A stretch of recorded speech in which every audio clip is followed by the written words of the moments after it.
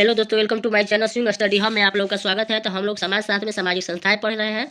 तो सामाजिक संस्थाएं में परिवार और विवाह हो गया। अब हम लोग धर्म को देखेंगे कि धर्म क्या है, धर्म के गुण क्या है, धर्म में कौन कौन से लोग जुड़े हैं। तो चलिए हम लोग आगे धर्म पढ़ते हैं। 15-16 वीडियो आगे अपलोड हो चुका है, आप लोग जरूर देखिएगा और कमेंट भी कीजिएगा कैसी लगी। तो चलिए हम लोग धर्म में पहला क्वेश्चन स्टार्ट करते हैं।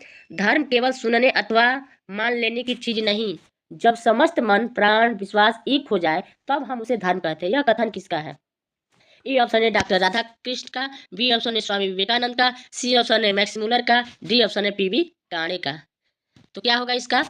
इसका बी ऑप्शन सही होगा, स्वामी विवेकानंद का। ठीक है।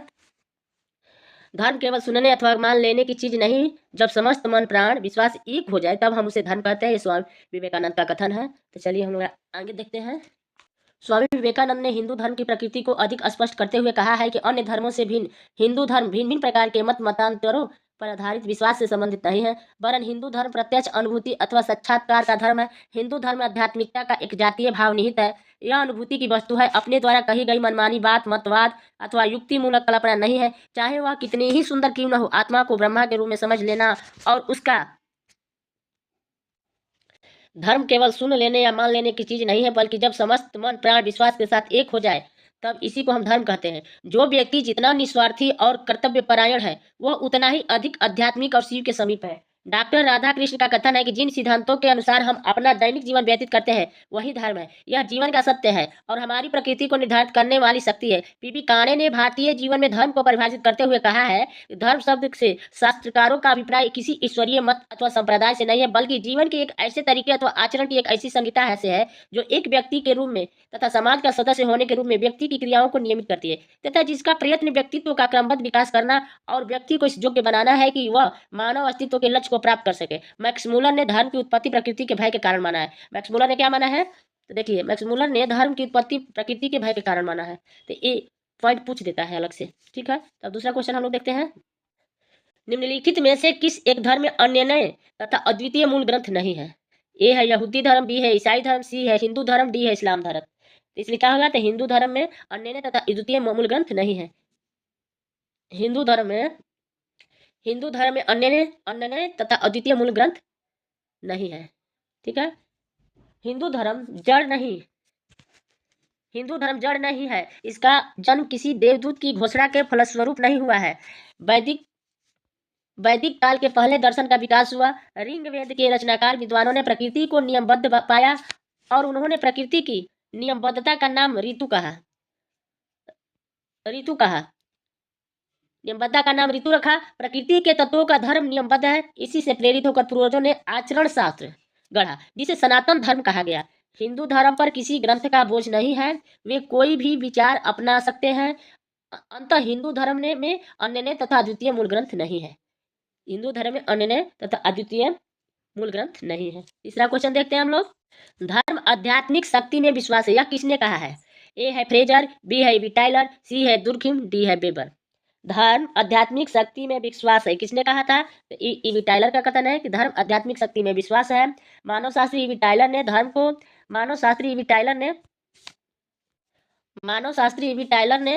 धर्म को परिभाषित करते हुए कहा है कि एक अलौकिक सत्ता में विश्वास धर्म है। समाजशास्त्री इमाइल दुर्खिम के अनुसार धर्म विश्वास की एक बद्धता है और इसमें पवित्र वस्तुओं के संबंधित क्रियाएं होती हैं। इसका महत्वपूर्ण तथ्य भी है, तो इसको देखते हैं। ईवी टाइलर ने अपनी पुस्तक प्रिमिटिव कल्चर में धर्म की उत्पत्ति के सिद्धांत को आत्मावाद के सिद्धांत के रूप में प्रस्तुत किया है।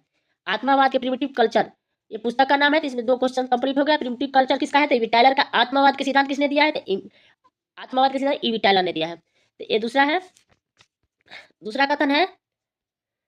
जेजी फ्रेजर ने अपनी पुस्तक गोल्डन बो में धर्म की उत्पत्ति का सिद्धांत जादू और धर्म के बीच अंतर करते हुए प्रस्तुत किया है। ठीक है। तो जेजे फ्रेजर का है। और इमाइल दुर्खिम का हम लोग देखते हैं। इमाइल दुर्खिम ने अपनी पुस्तक the elementary form of religious life में धर्म की उत्पत्ति के सभी विद्यमान सिद्धांतों को निरस्त कर दिया है। ठीक है, निरस्त कर दिया। उन्होंने धर्म का समाजशास्त्रीय सिद्धांत प्रस्तुत किया है। कौन किया है? तो इमाम दुर्खिम ने किया है। उनकी पुस्तक का नाम है the elementary forms of religious और धर्म का समाजशास्त्रीय सिद्धांत किसने दिया? इमाइल दुर्खिम ने दिया। जादू और धर्म कौन है? जेजी फ्रेजर ने दिया। उनका पुस्तक जेजी फ्रेजर का एक पुस्तक है गोल्डन बुक, उसी में वो जादू धर्म पे बात किया है। इमाइल दुर्खिम का एक पुस्तक the elementary forms of religious life, जिसमें धर्म की उत्पत्ति के सभी विद्वान सिद्धांतों को निरस्त किया है। ठीक है, उन्होंने धर्म का समाजशास्त्रीय सिद्धांत प्रस्तुत किया है। उनके अनुसार देखिए, उनके अनुसार प्रत्येक धर्म में साधारण और पवित्र के रूप में वस्तुओं का विभाजन हुआ है। उनके इमाइल दुर्खिम के अनुसार प्रत्येक धर्म में साधारण और पवित्र के रूप में वस्तुओं का विभाजन किया गया है। ठीक है, तो चलिए हम लोग चौथा क्वेश्चन देखते हैं। धर्म अलौकिक शक्ति में विश्वास है, यह कथन किसका है? धर्म अलौकिक शक्ति में विश्वास है। ए है दुर्खिम, बी ऑप्शन है टाइलर, सी ऑप्शन है फ्रेजर, डी ऑप्शन है मार्गर। तो इसका बी ऑप्शन सही होगा, टाइलर। धर्म अलौकिक शक्ति में विश्वास है किसने कहा था? तो टाइलर ने कहा था। चलिए आगे पांचवा क्वेश्चन देखते हैं हम। टाइलर ने धर्म की व्याख्या किस दृष्टिकोण से किया है?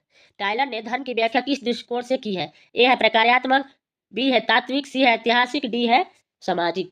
तो इसका बी ऑप्शन सही होगा, तात्विक। टाइलर ने धर्म की व्याख्या तात्विक दृष्टिकोण से की है। टाइलर ने धर्म की व्याख्या तात्विक दृष्टिकोण से की है। ठीक है, तो इसका उदाहरण हम लोग देखते हैं। टाइलर द्वारा की गई धर्म की व्याख्या तात्विक दृष्टिकोण को प्रस्तुत करती है।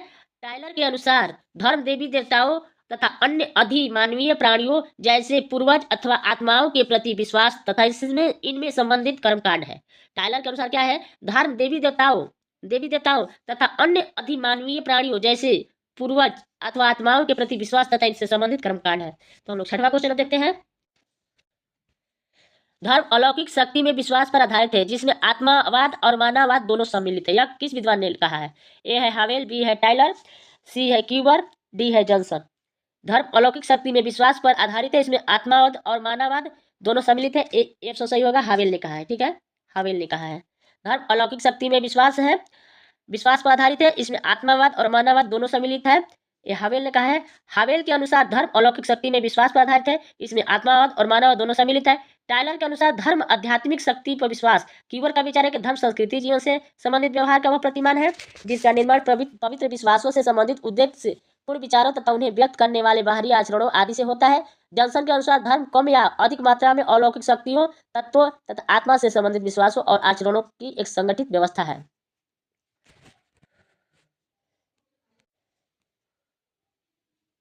देखिए, हावेल के अनुसार धर्म अलौकिक शक्ति में विश्वास पर आधारित है, जिसमें आत्मावाद और मानव दोनों सम्मिलित है। टाइलर के अनुसार धर्म आध्यात्मिक शक्ति में विश्वास है। कीवर के अनुसार धर्म संस्कृति जीवन से संबंधित व्यवहार का वह प्रतिमान है जिसका निर्माण पवित्र विश्वासों से संबंधित उद्देश्य पूर्ण विचारों तथा उन्हें व्यक्त करने वाले बाहरी आचरणों आदि से होता है। जॉनसन के अनुसार धर्म कम या अधिक मात्रा में अलौकिक शक्तियों, तत्वों तथा आत्मा से संबंधित विश्वासों और आचरणों की एक संगठित व्यवस्था है। ठीक है, तो अब चलते हैं हम लोग सातवां क्वेश्चन देखते हैं। ईवी टाइलर की दृष्टि में निम्नांकित में से कौन धर्म का सबसे पुराना स्वरूप है? ईवी टाइलर की दृष्टि में निम्नांकित में से कौन धर्म का सबसे पुराना स्वरूप है? ए ऑप्शन है प्रकृतिवाद, बी ऑप्शन है जीवित सत्तावाद, सी ऑप्शन एक सत्तावाद, डी ऑप्शन एकेश्वरवाद। तो इसका बी ऑप्शन सही होगा, जीवित सत्तावाद।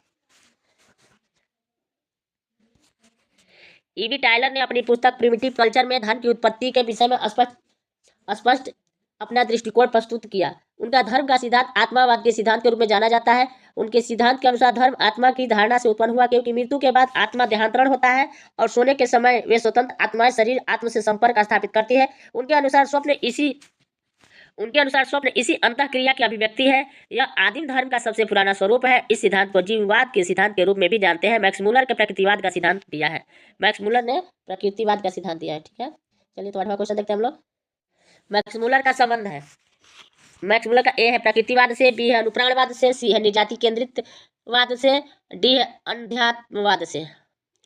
तो इसका क्या होगा? तो सी ऑप्शन होगा टाइलर। इसका ए ऑप्शन सही है, प्रकृतिवाद से। मैक्स मुलर का संबंध किससे है? तो प्रकृतिवाद से है। ठीक है, मैक्स मुलर का संबंध किससे है? तो प्रकृतिवाद से। 9वां क्वेश्चन देखते हैं हम लोग।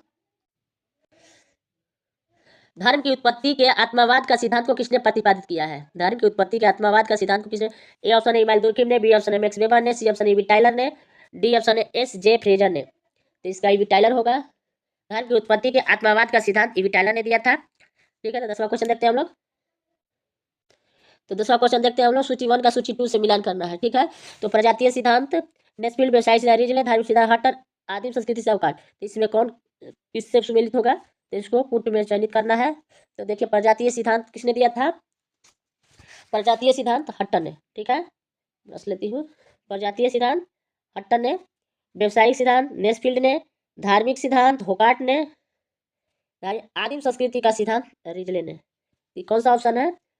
ए का तीसरा, ए का तीसरा दो में है, बी और सी दोनों में है। बी का पहला केवल सी में है। आप लोग ऐसे भी लगा सकते हैं, अगर दो क्वेश्चन मिला और तीसरे में वो नहीं मिला है तो आपका सही हो जाएगा। अगर दो भी ऑप्शन याद रहता है तो आप मिला सकते हैं, तो इसका सी ऑप्शन सही है। प्रजातीय सिद्धांत हट्टन ने दिया था, व्यवसायिक सिद्धांत नेस्फील्ड ने दिया था, धार्मिक सिद्धांत होकार्ट ने दिया था, आदिम संस्कृति सिद्धांत रिजले ने दिया था, ठीक है। तो चलिए हम लोग 11 क्वेश्चन देखते हैं। अब 11 क्वेश्चन देखते हैं। टोटम का अर्थ है, टोटम का क्या अर्थ है? ये ऑप्शन है, एक वस्तु जो जीवित या निर्जीव है किंतु उसके साथ लोगों का रहस्यमय संबंध पाया जाता है। बी है मानववाद, सी है आत्मावाद, डी है जीवित सत्तावाद। तो इसका ए ऑप्शन सही होगा, ठीक है। एक वस्तु जो जीवित या निर्जीव है किंतु उसके साथ लोगों का रहस्यमय संबंध पाया जाता है, टोटम का अर्थ है। टोटम का अर्थ है कि एक वस्तु जो जीवित या निर्जीव है किंतु जिसके साथ लोगों का रहस्यमय संबंध पाया जाता है। जीवित सत्तावाद, टोटमवाद तथा प्रकृतिवाद धन की उत्पत्ति के सिद्धांत से संबंधित है।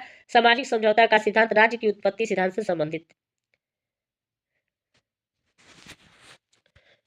चलिए तो 12 क्वेश्चन हम लोग देखते हैं। कौन सा सिद्धांत धर्म की उत्पत्ति से संबंधित नहीं है? तो नहीं पूछ रहा है, ध्यान दीजिएगा आप लोग। ए ऑप्शन है जीव सत्तावाद, बी ऑप्शन है टोटमवाद, सी ऑप्शन है प्रकृतिवाद, डी ऑप्शन सामाजिक समझौता। तो सामाजिक समझौता नहीं होगा इसका। धर्म की उत्पत्ति से संबंधित सामाजिक समझौता नहीं है। जीव सत्तावाद, टोटमवाद, प्रकृतिवाद यह सब सिद्धांत धर्म की उत्पत्ति से संबंधित है, लेकिन सामाजिक समझौता नहीं। सामाजिक समझौता दिया किसने है? तो हॉब्स, लॉक और रूसे ने दिया है, ठीक है। तो चलिए हम लोग 13 क्वेश्चन देखते हैं। तो इतना ही था क्वेश्चन इसमें धर्म का। हम लोग सामाजिक संस्थाएं में धर्म पढ़ चुके। तो आगे वीडियो अब अपलोड होगा तो आप लोग जरूर देखिएगा। सामाजिक संस्थाएं हम लोग का खत्म, अब आगे 8वां चैप्टर है प्रमुख सामाजिक प्रक्रियाएं। तो लाइक सब्सक्राइब कमेंट जरूर कीजिएगा। आप लोगों को क्लास कैसी लगती है? धन्यवाद।